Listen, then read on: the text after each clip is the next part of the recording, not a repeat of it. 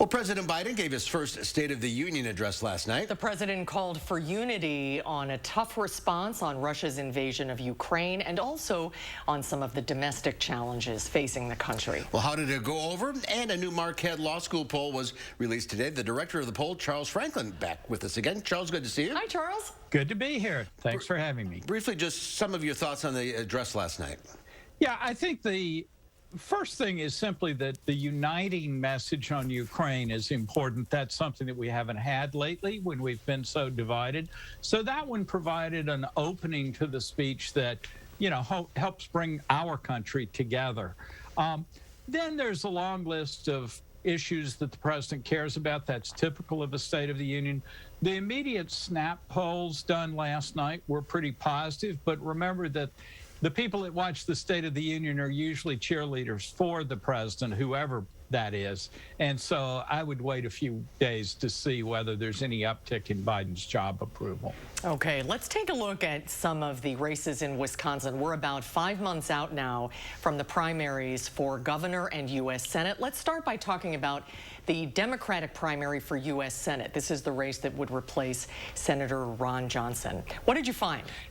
So here we're looking at Democratic primary voters, and Mandela Barnes is in the lead at 23%, Alex Lasry at 13%, then Tom Nelson at 5%, and Sarah Godlewski at 3%, and then all the other candidates are at 2% or below.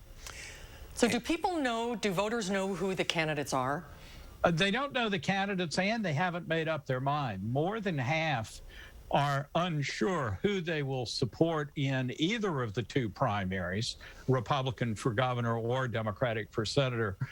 The best known candidates are still not known to at least half of primary voters, and the least known are unknown to 95% of voters. We're looking at the name recognition now. Rebecca Clayfish, 50%. She sort of leads the pack, I guess. She is the best known after 8 years as lieutenant governor, now out of office, though, for 4 years. And her name recognition has actually fallen off a bit from where it was in 2018, but that's typical for people out of office. But for her, being known to half of the voters is still better than it is for Kevin Nicholson, who's in the 70% range of not known, and Tim Ramthun, who just got in the race, very unknown, in the mid 80% range that aren't aware of him yet. You also looked at Governor Evers' job approvals from October to now. And Evers' job approval has ticked up a little bit. It's at 50% approved, 41 disapprove. It was 45 approved, 46 disapprove in October. So from a -1 net rating to a +9, it's a good bit of movement in a few months since October. Yeah, that's quite a bit. Is it unusual, Charles, for voters to not know who they're going to be voting for at this point in the process? Not at all. And people should look at these numbers and not think there's anything negative in how much people are unknown. Remember, in 2018, we had a really crowded Democratic gubernatorial primary field. And even as late as June, most of those candidates weren't known, and the front runners were still not well known throughout the state. This is going to be a fact as we go forward, and the interesting part will be as they spend and ramp up their TV advertising, how much better known will they get to primary voters. But I wouldn't expect to see those numbers move way up until we're into June or even July, just before the August primary. And typically the turnout for primaries is not very high. It tends to be low, and it tends to be the people who are more partisan, more engaged in the party.